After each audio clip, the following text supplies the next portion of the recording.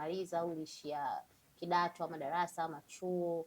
Nini katokea ukajikuta huko ambapo ulipokuwa kwenye mambo ya ujana mpaka kwenye kupata hofu ya Mungu? Kwenye ukuaji wangu mimi nimetokea kwenye familia ya watoto 7 ambaye wa kiume tuko 2, wa kike kwa 5, na mimi ni mtoto wa pili. Mimi ndo kaka mkubwa, lakini na dadangu ambaye yuko juu yangu. So katika ukuaji wangu muda mrefu mimi nimelelewa na mama. Nimekuwa kwenye misingi ya mama. Mama ndo amenilea. Ukuaji wangu ulikuwa sio mbaya kwa sababu mama alikuwa fighter, alikuwa anapambana. Sawa. Yeah, alipambana. Nilipata elimu darasa la kwanza mpaka la 7. Yeah, nilimaliza elimu darasa la 7. Matokeo yalitoka. Nilikuwa na nafasi ya kwenda kusoma kwanza sekondari. Lakini sasa that time ikatokea changamoto ambapo mamangu mimi alipata matatizo, alipata ajali. Sasa mama ndo alikuwa anatulea peke yake na ndo alikuwa ndo mkono mmoja ambao tunautegemea. Tulikuwa kama 6. Dada yetu alikuwa aishi na sisi. Tulikuwa tuko 6. Imagine. Kwa wakati namaliza shule, kuna mdogo wangu naye anatakiwa amalize mwaka unaofuatia. Afu baada hapo mwaka kidogo anatokea tena mwaka mmoja, baada ya mwaka mmoja anatokea tena mwingine amalize. So ilikuwa ni tough kwa mama kwa sababu ilikuwa nyumbani tu na alikuwa amepata ajali, nikaa kwa usaidizi. So elimu yangu ilikomea hapa sasa. Jaribu kumsupport mama. Mama baada ya muda alikuja kukaa vizuri. Tamani niendelee kusoma. Alipambana na mimi, akanitafutia shule. Kuna siku nikakaa na mama nikamwomba, mama, kwa hiyo natamani niende shule. Lakini kiangalia nyumbani kuna mdogo wangu anakuja nyuma, Diana anamaliza shule. Hapo anafuata Gideon anamaliza shule. So mimi naona mimi shule sitaenda. Na nilikuwa tena na uniform kabisa, suruali ishashonewa, nikamwambia suruali mimi nitachapia mtaani. Mimi shule mimi siendi. Kwa sababu naona tupunguze baadhi ya mizigo. Kwa sababu nilikuwa naelewa mamangu hasa alikuwa anazipitia nini, anahangaika. Jua lake, mvua yake. Imagine watoto 6 afu kwa mama mmoja. Afu tunakaa mkoa ambao tulikuwa sisi, ilikuwa ni tough kwake. So nitamani tu kumpunguzia mzigo. Kwa ndio kilichotokea. Makuzi yangu ya shule yalishia hapo, nikaishia darasa 7, nikaingia mtaani sasa kwanza kutafuta ajira, na nisikuwa na ajira rasmi. Kwa hiyo ilikuwa ni barua vile vile. Njoo fanye hiki, njoo fanye hiki. So hivyo ikawa tough lakini imenijenga. Yeah. Hongera kwa huo ujasiri. Maanake pia ni upendo na huruma. Ulikuwa na huruma kwa mama. Asante. Na wadogo zako pia unajua. Yeah. Waswahili wanasema ulijitoa sadaka. Yes. Sasa ndo tumekataa shule. Kwa mazuri tu, yani sio kwa ubaya, sio kwa sijui ushawishi mtaani and all that. Tukaingia mtaani kupambana. Ulikuwa unaishi vipi? Yani kwa hustle ile unaitwa leo kafanya hiki, leo kafanya hiki. Nilikuwa napata sometimes napata, sometimes narushwa, siko janki, wewe dogo. Unapigishwa kazi wiki, unalipwa siku 3. So unajua una cha kufanya. Lakini kwa nikipata sipeleke zote. So unajua tena mimi pia na zangu nataka nizeeke. Naika hivi nampa mama hivi, tunaenda, maisha yalikuwa yanaenda. Mama kanipa moyo, pambana. Na nikimwona mamangu anapambana akiniambia shukrani, akinishukuru, nilikuwa napata nguvu ya kuendelea kupambana. Maisha mtaani yalikuwa sio rahisi sana. Ila kwa magumu sana kwa sababu nilikuwa sina namna ya kufanya. So nataka ni fight. Yani lazima nipambane ili nitoboe, no way. Nataka niingie mtaani, nifanye kinachokuja mbele yangu, maisha yaendelee kwenda. Uonevu nadhani pia umri udogo na watu ambao walikuwa unawasoma nao walikuwa wakubwa. Kwa namna moja na nyingine ama nyingine walikuwa wanakuonea sana, hasa kwenye kitu ambacho ni haki yako. Kwa sababu ni nguvu zako, jasho lako. Ilikuwa inanikata. Afu nikaa sina namna ya kufanya. Nahisi naonewa. Nakumbuka kuna kazi moja niliwahi kufanya na mshikaji wangu. Ambaye tulifanya kazi, tukaimaliza ile kazi. Sasa tulipomaliza ile kazi, nikamfuata yule bro dukani kwake, nenda kumfuata nikamwambia bro, shamaliza kazi kule. Mazingira yalikuwa yamebaki basi tugee. Yule bro akasema sina hela kwa sasa. Sasa nakumbuka nyumbani mama alikuwa yupo anaumwa anachufua. Unajua. Na wakati tunaondoka najua kabisa nyumbani nimeacha hali gani. Afu mimi ndo kaka. Kwa nikamwambia bro, nifanyie hata kiasi kidogo nini, nika solve mazingira nyumbani ili nitasubiri wengine. Akaniambia dogo, mimi sina hela, nishakwambia. Nikamuomba tena akaniambia sasa nilikuwa na uchungu ile, nikaanza kulia pale.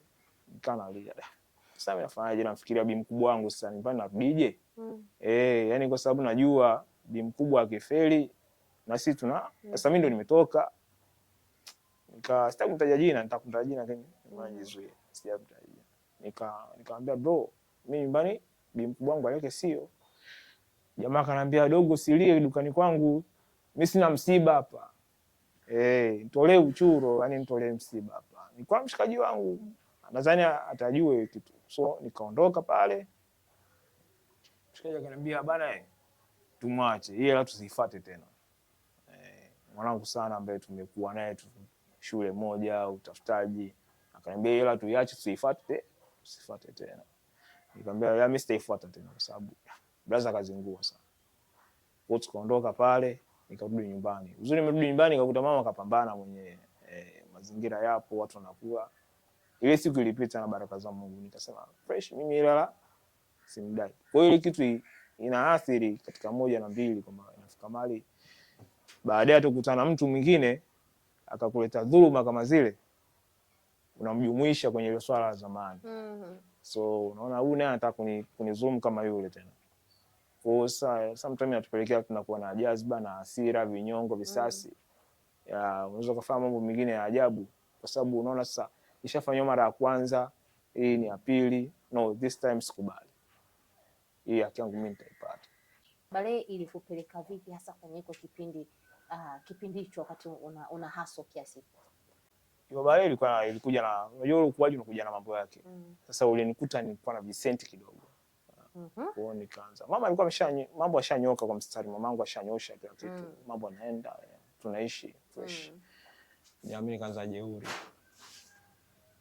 Nikaanza jeuri kwamba na mimi si nayo, afu ndevu zilikuwa zipo zile za kuchonga zile, ukienda nichonge kama Luda Chris. Zilikuwa zinatokea zile. Nikaanza mimi jeuri sasa. Vinajamulia mambo. Na vindevu kwa vishaanza kutoka. Na kabezi kidogo sina visauti kile kimeso. Nikaa na Vicent na vipata, nikaa naanza ule uvimbaji unajua. Na mmetema mama jeuri. Chota maji sichoti. Kwa sababu hata akiniambia auli jioni mimi naweza nikanunua msosi nikala. Hela si unayo? Hela ninayo. Unajua nilikuwa naamini hela ninayo. Simtegemei tena. You see. So kipindi kikaja baadaye ni wadogo zangu wanaanza kukua. Wanaanza kukua. Sasa mimi inabidi ni act kama kaka. Na mimi ndo niko kwenye umri wa kusumbuana na mama. So unajua. Ile kipindi kilipita bado nilikuwa nasumbua, nilikuwa na ujeuri, lakini kilipita kwa muda mfupi sababu maisha na ya mafunzo yake. Mama alianza kuniacha kwamba okay, wewe unaweza kula kimpango wako, si ndio? Haya kula. So nikaenda nikapigana mtaani, vile visenti vilikuwa vinaisha, nikarudi nyumbani na zuga. Sasa mzazi ni mzazi.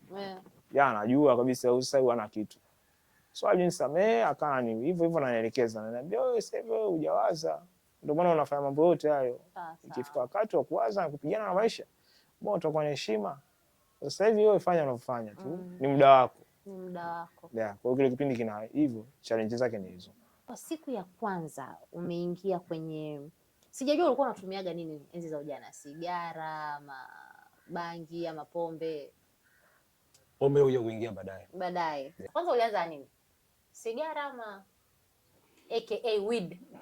Weed. Ndio nilianza nayo. Katika pita maskani, washikaji. Haikuwa mimi mwenyewe. Ni ile crew iliyokuwa imenizunguka washikaji, cycle. Kakutana nao.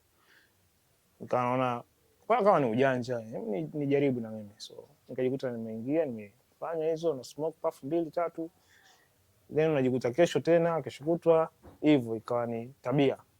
Unajua. Kwa hiyo ikawa siku kwanza, pili mwezi tukaondoka. So matumizi tena ya pombe kuja kutokea baadaye. Hivyo vote na washikaji nao. Siwezi kuwalaumu kwa sababu maisha yote yanayotokea kwenye maisha yako, yani chochote kinachotokea kwenye maisha yako ni maamuzi yako. Yani before ajaja yule kukwambia, pia ulikuwa na nafasi ya kukataa au kukubali.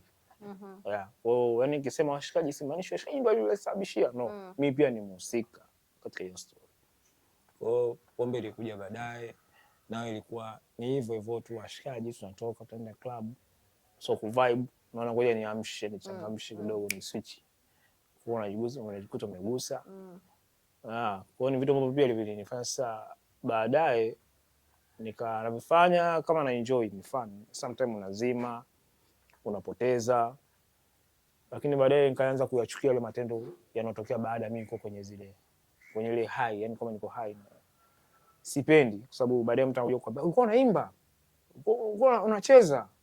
No, hiyo sio mimi. Unajua na viachaje, ndio hapo process ikaanza. Natamani kujua experience yako ile ya kwanza ile. Wanasema eti ukitumia weed for the first time, mwingine anakuwa anasikia njaa sana, mwingine anakuwa analala sana. Kama ni kijijini, yani utalima karibu shamba zima. Wewe ilikuwaje? Ni kawaida tu ukitumia uweze kuwa katika hali ya kawaida, yani ile hali yako ile. Kuna baadhi ya vitu kama ulikuwa unavihofia kuifanya, inakuongezea kama nguvu, unaweza kuvifanya hivyo. Na saa nyingine unaweza kuvuta ukawa na aibu sana, pia inatokea. Yani ni feeling ambazo sio za kawaida. Lakini kitu ninachokumbuka mimi kipindi nilikuwa nikismoke, nilikuwa mimi mtu wa kupenda muziki. So ni tukiwa club, nitacheza sana, najiachia. Yani sebeni, ulikuwa unapenda sebeni? Kidesign nilikuwa najaribu. Kwa hiyo when you are high, you lose control, si ndivyo? Baadaye ukisharudi kwenye hali yako ya kawaida, zile story sasa ndio zilikuwa zinakukata, si ndivyo? Hapo ndo ukajiita mkutano. Yes, pale ndo nikakasa kichwa changu chini, nikajishauri mimi naanza kujijudge mwenyewe. So kusubiri watu wanijaji, kwa sababu tayari shanijaji. So ikifika mahali wanakuja kunijaji, nikisikia itanikata. Kwa ndio kujua mwenyewe kwamba nafanya hiki nakifanya kweli, au nakifanya hiki naridhika nacho nachokifanya. So hivyo kana najijadili mwenyewe, nikagundua kwamba sio vitu vyangu. Sio vitu vyangu, sababu siko comfortable navyo. Na moyo ulikuwa unanihukumu, na najua moyo ni hakimu. So nilikuwa nafanya vitu afu moyo unanipa hukumu, yani kwamba no, wewe hauko hivi, kwa sababu sisikii furaha baada ya kujua kwamba nilikuwa nafanya kitu hiki na hiki na hiki. Kwa process ya kuacha ikatokea kwamba ndo nikaanza kutafuta namna kufanya, na the only way mimi kutafuta ibada. Ilikuwa ngumu kwa sababu kubadilisha cycle ni ngumu. Washikaji mwanzo wanakuwa kama unaringa, unatukataa au mshamba. Nakumbuka kuna kipindi mpaka washikaji walikuwa wanaibuka na kunikuta mahali wanaagiza labda kinakuja bapa mezani, afu wanaambia msikize na huyu. Sasa nategemea mimi nitaagiza na mimi kama zamani. So washikaji wananishangaa. Sometimes kuna voice kanya inaniambia au fanya. Mbona shikaji kama unawakata. Lakini nashukuru nilikuwa na stamina kumani ya kukaza. Sawa sawa. Matumizi ya pombe yalikuja baada ya kutoka kwenye weed kutafuta msaada, ama ilikuwa ni safari ambayo ilikuwa imeunganika? Ni safari iliyounganisha vituo. From weed nikakutana na pombe tena. Yani safari ambayo ilikuwa huku twende huku tukaongeza safari. Tena haikuwa ngumu sana kwako? Ilikuwa ngumu kwa sababu kama nilivyosema, washikaji, mimi mwenyewe kuna saa na kwa na mawazo. So niliamini ile pombe na weed labda ndio escape route yangu, kwamba nikitaka kukwepa kitu fulani so nitumie vile vitu lakini baadaye nikaona nafanya yale mambo, lakini still vile ninavyotaka kujaribu kujisaulisha au kama kuvipotezea vinakuja tena. Kesho nikiamka na utanavyo tena, so inakuwa si solve kitu. Sawa sawa. Zaidi najitengenezea tena tatizo lingine mimi mwenyewe. Kwa hiyo nikaa sitafute kivuli, sitafute kichaka cha kujificha. Hii ni mimi nipambane na changamoto zangu, nizisolve nitakazoziweza, nisizoziweza nizipe time. Lakini sikujidanganya kwa kutumia vitu vingine vya pembeni. No, sio kweli. Kwa miaka hii ya karibuni, kwa hivi sasa, unadhani hiko ndo kitu ambacho kinawafanya vijana wengi wawe na maradhi yasiyoambukiza, kwa maana ya vijana wanapata visukari, matatizo ya figo, maradhi ya moyo, shinikizo la damu, kwa lifestyle? Kwa sababu umesema ulikuwa unafanya hiyo, ilikuwa ni kama escape route. Yes. Ndio, una stress zako, hofu, wasiwasi and all that, unaamua tu ngoja ukabraze ama ukanywa pombe. Then lakini asubuhi ukiamka, yani inakuwa ni daily routine. Inakuwa daily routine. Sijui kama utakubaliana na mimi au la. Unadhani vijana sasa hivi wanatumia hiyo kusolve matatizo yao, labda stress, msongo wa mawazo, hofu? Mimi sisemi kusolve, kwa sababu kusolve jambo ni kulifanya kazi. Mimi naona vijana wanatumia hiyo jambo au hivyo vitu kama kujidanganya. Tunaelewa kama tunajitia ganzi. Lakini ganzi kisha maumivu yako pale. Wanafanya hivyo, ndio maana unakuta mtu anatumia afu akiacha jambo liko pale pale, kwa anaongeza jambo la jana anakutana na jambo la kesho kutwa, vitu vikizidi vitu vina blow. Kwa ndio hivyo anakutana na changamoto kama hizo, afya ya akili labda inaweza kumtokea, msongo wa mawazo. Kwa asolve kitu na ajidanganya, anajitengenezea tatizo lingine kubwa baadaye. Pakubwa. Niambie safari ya kutoka Moshi kuja Dar es Salaam. Nini ambacho kilikuwa kisababishi cha wewe kutoka Moshi kuja Dar es Salaam? Mimi kuja Dar es Salaam haikuwa kwenye mipango yangu. Hii safari yangu ilitokea Msala. Kama nilivyosema, ambavyo matumizi ya baadhi ya vitu na lifestyle, unaweza kuona unakwepa kitu kuenda kuhama tu, unahamisha tatizo. Unahama kwenye hili unahamia lingine. So ilipelekea kwenye issue ambayo ilibidi mimi niondoke Moshi. Ndani ya masaa kadhaa natakiwa nisiwe Moshi. Dar es Salaam. Kwa safari yangu Dar es Salaam ilitokea kutokana na changamoto, lakini haikuwa kwenye mipango kabisa. Ulimpiga mtu? Ilitokea tu tata washikaji. Mimi nilihusika. Lakini sikuhusika kama mimi, nilikuta tu na mzozo ushakuwa mzozo. Sawa. Nilikuwa pale katika ule mzozo unapotokea, nilitajwa jina. Nilitajwa jina afu nikaona haitakuwa safe mimi kubaki. Japo ilikuwa sio kesi nzito, lakini sitaki kumweka mamangu katika pressure. Sasa katika makuzi yangu yote, katika ukuaji wangu wote, nifanye ajili kuhusu familia. Mamangu kishaangaika na mimi.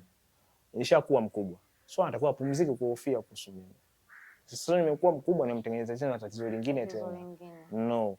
Nikawasiliana na mshikaji, akanipa option kwamba nilikwambia uondoke Moshi siku nyingi. So kama unaona fresh, niambie mimi nisababishe uje. Nilikuwa na michuzi kidogo, lakini naye akanitia uzito. Kwa hiyo ilikuwa safari ya usiku wa saa 6 usiku mpaka saa 12 asubuhi ndio nishaamua. Nilikuwa sijaamua mpaka asubuhi, naangalia nguo sitaki kuweka kwenye begi, kwamba naenda Dar es Salaam kweli. Lakini nikabidi niondoke. Niko hapa sasa. Ilikuwa ni escape from Sobibo, lakini ilikuwa escape from Moshi. Escape from Moshi. In a good way though.